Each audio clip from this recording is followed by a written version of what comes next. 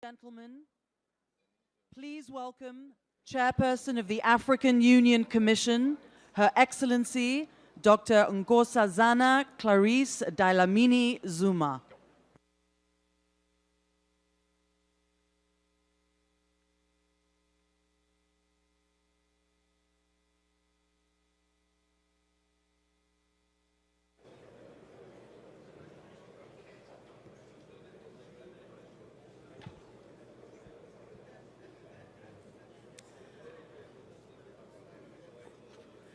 Good morning and welcome. Honorable Michael Bloomberg, our host, Honorable Penny Cranston, Secretary of Commerce of the United States, Excellencies, Heads of State and Government, Chief Executive Officers of US and African companies, leaders of delegations and ministers, ladies and gentlemen. I'm delighted to address this business forum on the occasion of the historic US-Africa Leadership Summit. This engagement between governments and business is an important stepping stone towards evaluating and strengthening the relationship between Africa and the United States, which is the purpose of our endeavors this week. This engagement comes at an important moment in the continent, when many economic, social, and political indicators are moving in the right direction. And there is general consensus amongst the leadership and citizens of Africa that Africa is taking charge of its destiny to navigate a different course towards prosperity. The consensus is largely reflected in the 50-year vision, Agenda 2063, and in the sectoral, strategic, and critical priorities such as agriculture, industrialization, mining, infrastructure development.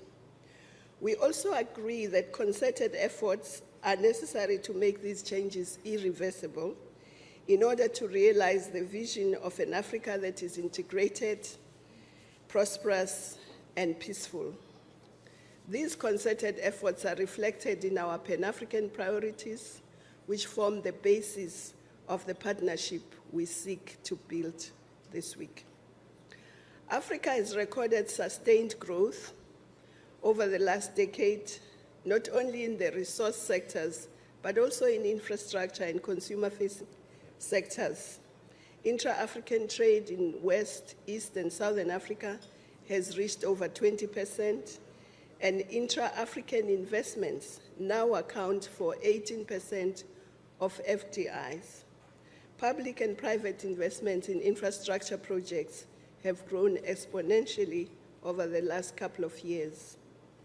However, in order to eradicate poverty and create decent jobs, Africa needs growth at sustainable levels of growth of about 7% in order to double incomes and eradicate poverty in one generation.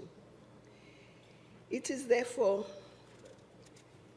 it has no choice but to transform the structures of its economies through industrialization and diversification of its economies. The private sector in the continent has an important role to play, and so do foreign companies investing into the continent. Ladies and gentlemen, excellencies, the transformation of African economies thus informs all our priorities and forms the basis of our actions as African states and regional and continental organizations. Firstly, Africa's most precious resource is its over 1 billion population, the majority of whom are young, and over half of them are women. Investing in their health, education, access to basic services and infrastructure is therefore critical to governments, regional organizations, and African Union alike.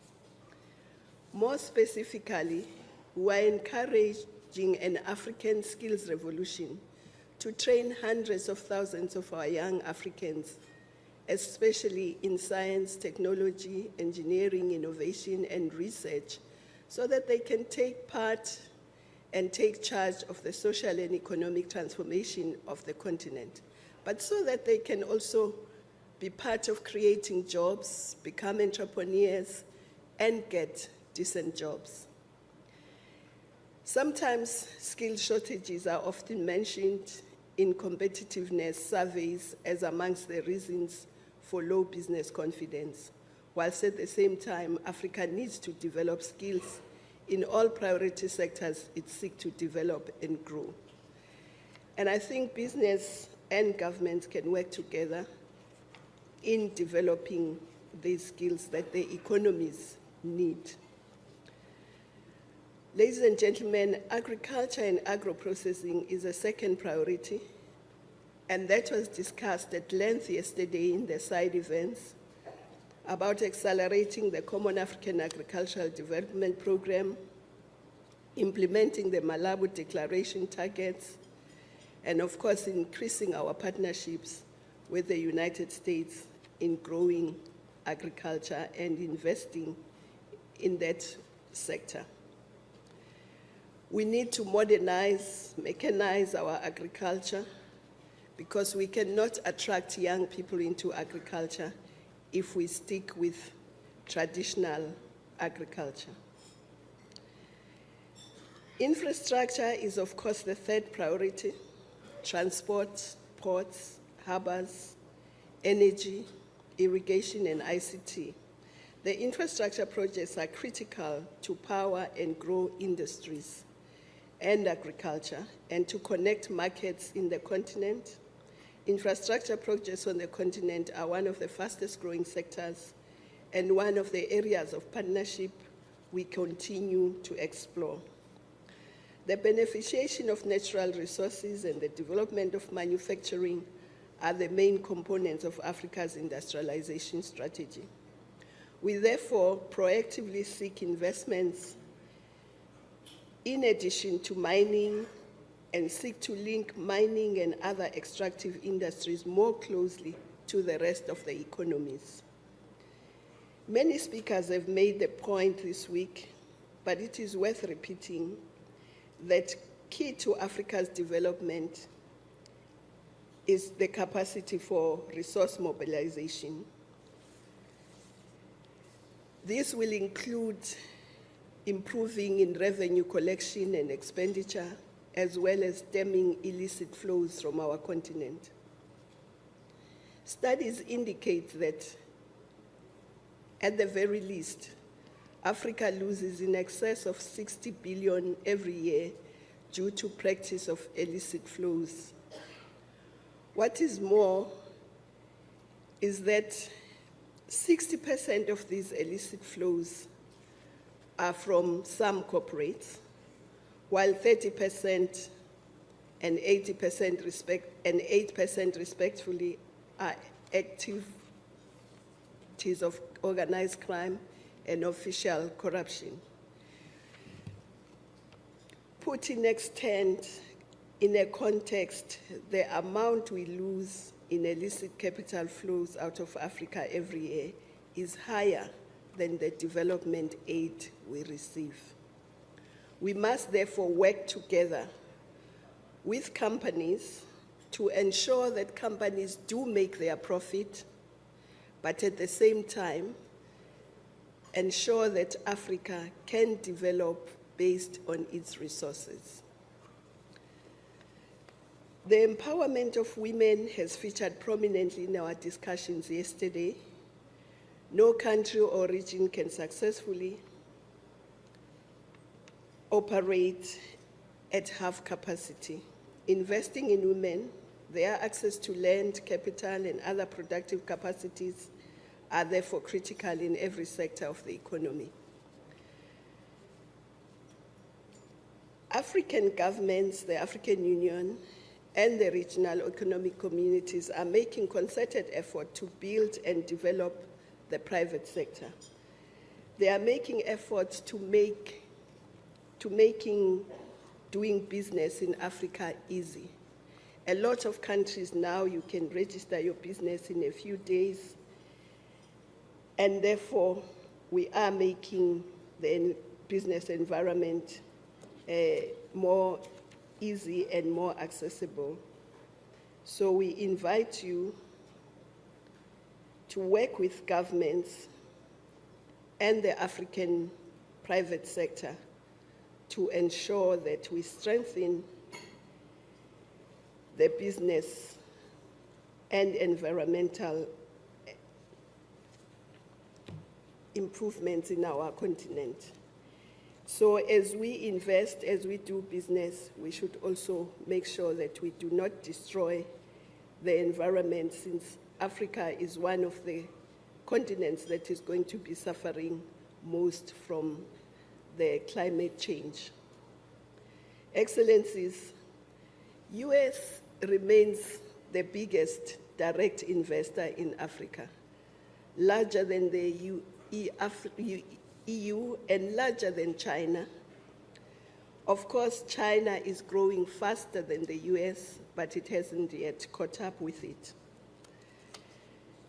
But these investments from the US have remained relatively static, and the structure of these investments have not changed over decades. It remains primarily in the natural resource and predominantly in the fossil fuel sector.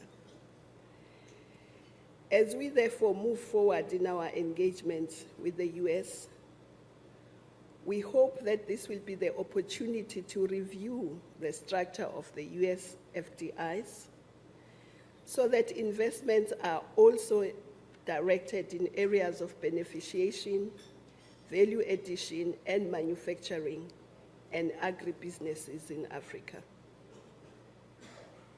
Yes, Africa is open for business, and we encourage foreign direct investments to participate in the development of the continent. In fact, I think without fear of contradiction, now Africa offers the best opportunities on the planet, and it also offers the best returns for investments. Such investments must be predicated on a win-win philosophy.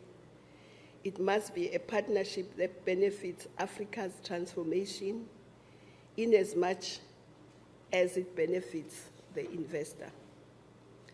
A prosperous, integrated, peaceful Africa is as much of interest to the current and future generations of Africans, but it must also be of interest to current and future generations of the United States and the rest of humanity. So we look forward to deliberations in this forum, and we think that there is enough resources and energy and political will in this room to actually transform Africa in the coming decades to becoming a real prosperous, integrated, and peaceful Africa.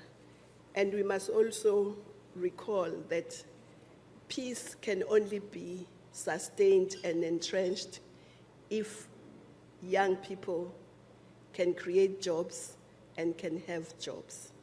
If young people can be skilled, if young people have a future in the stake of the country. So it's important both for peace and prosperity that we indeed create jobs and get investments from this great country. I thank you.